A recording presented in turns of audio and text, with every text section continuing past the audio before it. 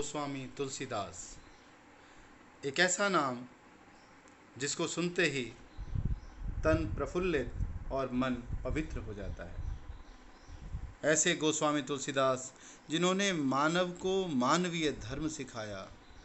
हिंदू, मुस्लिम, सिख, ईसाई, बौद्ध, जैन, पारसी सभी के लिए गोस्वामी तुलसीदास आदरणीय हैं, क्योंकि इन्होंने सबको मानवता का पाठ पढ़ाया, आदर्श सिखाए, मर्यादा सिखाई।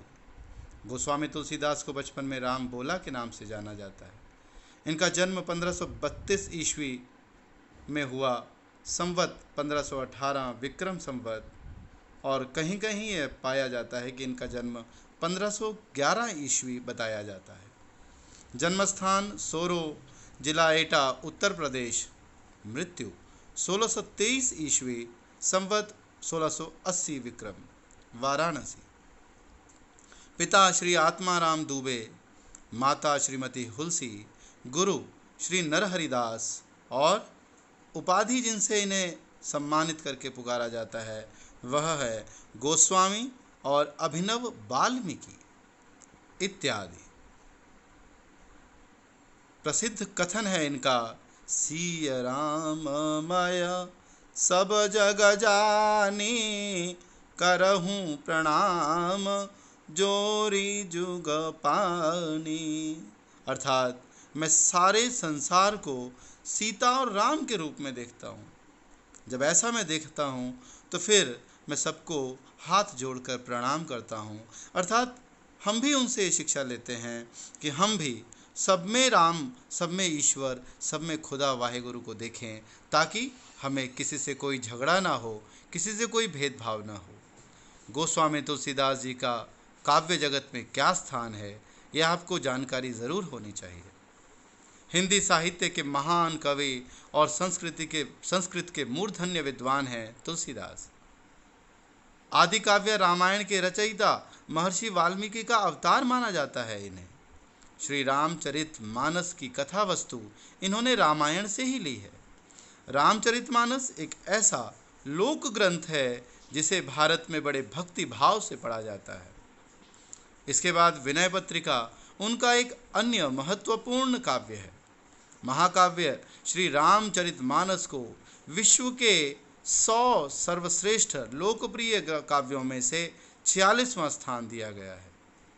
रामचरितमानस की महिमा देखिए। हिंदी साहित्य के आकाश के परम नक्षत्र, भक्ति काल की सगुण धारा, सगुण धारा अर्थात जहाँ पर ईश्वर को किसी रूप में पूजा जाता है, माना जाता है, उसकी छवि, उसकी मूर्ति, उसकी आकृति समझी जाती है, वो है सगुण धारा। और दूसरी है निर्गुण धारा, जिसमें ईश्वर के निर्गुण स्वरूप को अर्थात निराकार स्वरूप को पूजा जाता है। तो ये भक्ति काल की सगुण धारा की राम भक्ति शाखा के प्रतिनिधि कवि हैं। इस शाखा में अन्य कोई भी कवि तुलसीदास जी के समान उल्लेखनीय नहीं है। कवि तुलसीदास ने मर्यादा पुरुषोत्तम रामचंद्र को आराध्य माना और रामचरितमानस द्वारा राम कथा को घर घर पहुंचा दिया। आज हर घर में, अभी भी हम रामायण देख रहे हैं, घर घर में राम जैसा बनने का, राम के भाई जैसा बनने का, राम की पत्नी जैसा बनने का हमारा आदर्श उन्होंने स्थापित किया। तुलसीदास जी हिंदी साहित्य के श्रेष्ठ कवि माने जाते हैं। समन्वयवादी तुलसीदास में लोकनायक अर्थात जनता को अपने साथ जोड़ने के गुण मौजूद हैं। आपकी पावन और मधुर वाणी ने जनता के सभी स्तरों को राममय बना दिया। उस समय प्रचलित सभी भाषाओं में और छंदों में राम कथा लिख दी गई और जन समाज के उत्थान में आपने सर्वाधिक महत्वपूर्ण कार्य किया।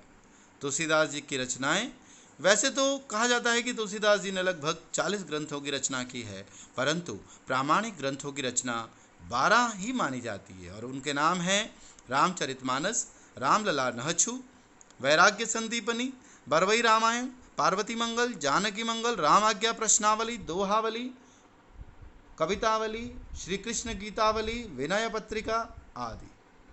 इसके अलावा हम देख सकते हैं इनकी कुछ रचनाओं की झलक जो हमारे सामने है। तुलसीदास जी सदैव हमें यही प्रेरणा देते हैं कि एक अच्छा मानव, अच्छा धर्म, अच्छा मर्यादित मनुष्य हमें बनना है। इनके साहित्य की विशेषताएं हैं। तुलसीदास जी का साहित्य केवल भारतीय साहित्य ही नहीं, विश्व साहित्य का भी गौरव है। अपने साहित्य में तुलसीदास जी ने सामाजिक आदर्श, पारिवारिक आदर्श, दार्शनिक और वैयक्तिक आदर्श उनकी व्यापक व्याख्या की है। बताया है कि सामाजिक रूप से हमें क्या रहना चाहिए, हमारे क्या नियम हैं। जैसे आजकल हमें सामाजिक दूरी बनाकर रखनी चाहिए।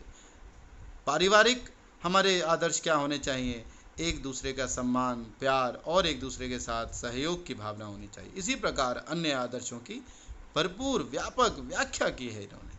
तुलसीदास जी ने अपने काव्य में मानव मूल्यों की उपासना की है। मानवीय मूल्य क्या हैं? हम मानव हैं तो हमारे अंदर मानवीयता के गुण होने चाहिए और उनकी हमारे लिए जीवन में महत्वपूर्ण स्थान होना चाहिए। इसी के लिए तुलसीदास जी ने हमें बार बार जगाया है। तुलसीदास ने उनके राम जो हैं मानवीय मर्यादाओं और आदर्शों के प्रतीक हैं। उन्होंने कभी लोभ, लालच, किसी भी तरह की बुराई को अपने अंदर आने नहीं दिया, क्योंकि उन्होंने आदर्श स्थापित किया। एक मनुष्य का क्या आदर्श होना चाहिए, यह मानव मात्र को सिखाया। तुलसीदास जी के काव्य का कला पक्ष बड़े सुंदर ढंग से वो लिखते हैं। चौपाई हो, दोहा हो, सोरठा हो, सवैया हो, बड़े ही सुंदर ढंग से वो लिखते हैं। अलंकारों और रसों की छटा सर्वत्र बिखरी हुई है। इनकी भाषा संस्कृत, अवधी और ब्रज, इन तीनों का ही भरपूर प्रयोग इन्होंने किया है। अब जो कविता हम पढ़ने जा रहे हैं, राम लक्ष्मण परशुराम संवाद, जिसका पूरे रामायण के प्रसंग में, बालकांड में पूरा महत्व है, उसी कविता का सार आप ध्यान देंगे, ध्यान से पढ़ेंगे। राम लक्ष्मण परशुराम संवाद में राजा जनक के दरबार में सीता स्वयंवर के लिए शिव धनुष पर प्रत्यंचा चढ़ाने की शर्त रखी जाती है। अब इस शर्त को पूरा करने के लिए सभी दिग्गज राजा अधिराज जिस धनुष को टस से मस भी नहीं कर पाते, उसी शिव धनुष को राम द्वारा सरलता से तोड़े जाने पर भृगुकुल की पताका स्वरूप परशुराम जी के उत्कट और प्रबल आवेग, क्रोध और आवेश का चित्रण दृष्टिगोचर होता है। बड़ा सुंदर दृश्य है वह। परशुराम द्वारा श्री राम व लक्ष्मण जी के साथ परिसंवाद करते समय जो श्री राम जी की विनयशीलता है, वो देखते ही बनती है। लक्ष्मण जी का चतुर और चपल स्वभाव जो उजागर होता है, वह अत्यंत आनंददायक है। उत्तर प्रति उत्तर की स्थिति में परशुराम स्वयं अपने बल और प्रताप की बड़ाई करते हुए लक्ष्मण को बार बार फरसा दिखाकर डराने की कोशिश करते हैं और अपने अहम, अपने घमंड की पराकाष्ठा को दर्शाते हैं। परंतु अंत में श्री राम की विनयशीलता का उत्तम गुण एक अनुपम जीवन मूल्य के रूप में हमें दृष्टिगोचर होता है और हमें यह अपनाने की इच्छा होती है। इस कविता से आप क्या क्या लक्ष्य सीखेंगे, वह ध्यान से सुने। इस कविता से आप सीखेंगे, पाएंगे, जानेंगे कि भारत की अनुपम धरोहर हिंदी साहित्य में आपकी रुचि पैदा होगी। दूसरा, आप काव्य को उचित लय, गति, यति और भाव अनुसार स्वर और शुद्ध वाचन करते हुए और उसका भाव समझते हुए पढ़ने की रुचि पैदा होगी। क्योंकि जब आप देखेंगे, मैं आपको सस्वर उन दोहों और चौपाइयों को पढ़कर बताऊंगा, सुनाऊंगा, आपको आनंद आएगा और आप चाहेंगे कि आप भी गा करके पढ़ें, ताकि जो आनंद है, जो सुख है और जो शिक्षा है, वो आपको आसानी से मिल जाए। उसके अलावा आप देखेंगे कि इसमें हमने मुख्य उद्देश्य के साथ साथ इसमें हमें तुलसीदास जी के प्रेरणा मिलती है कि उन्होंने हमें मुख्य उद्देश्य के साथ साथ तुलसीदास जी की अनुपमेय रचनाओं की जानकारी हमें प्राप्त होगी और तुलसी जैसी आदर्शवादिता और भाव प्रवणता, ऐसी सरल रचना, इसको करुण रस प्रधान काव्य कहा जाता है। तो हम भी ऐसी रचना करने का हमारा मन करता है कि हम भी वैसा रचना कर पाएँ। उसके बाद हम इसमें सीखते हैं, पाठ्यक्रम में निर्धारित चौपाई और दोहा छंद से हम अवगत होते हैं, हमें उनके बारे में जानकारी मिलती है। इसके अलावा हम इससे क्या सीखेंगे, काव्यगत शिक्षा क्या है इसमें, वह है अगर हमें जीवन में सुयोग्य ज़रूर बनना है, हमें सर्वाधिक प्रिय ज़रूर बनना है, हमें और समृद्ध बनना है, हम चाहते हैं हमारे पास सारी सुख सुविधाएं हों, सफल चाहते हैं हम बनना, सुखी और विजयी बनना चाहते हैं तो हमें भी राम की तरह पहले तो क्या बनना पड़ेगा? हमें बनना पड़ेगा धैर्यवान, हमें बनना पड़ेगा शांत, हमें बनना पड़ेगा विनम्र, संघर्षी, साहसी और मर्यादामय बनना पड़ेगा। वैसा ही जीवन जीना पड़ेगा। तभी तो कहते हैं राम आदिवत प्रवर्तितव्यम न रावण आदिवत, अर्थात राम की तरह बनना चाहिए, रावण की तरह नहीं। यही शिक्षा हम इस राम लक्ष्मण परशुराम संवाद कविता से पढ़ेंगे। अब हम आपका अगली वीडियो में पुनः आगमन के लिए आपका धन्यवाद करते हैं। राम लक्ष्मण परशुराम संवाद को हम पढ़ेंगे बड़े ध्यान से, बड़ी समझ से, और सीखेंगे उसमें कि ऐसी कविता को रस के साथ, आनंद के साथ कैसे पढ़ा और समझा जाता है।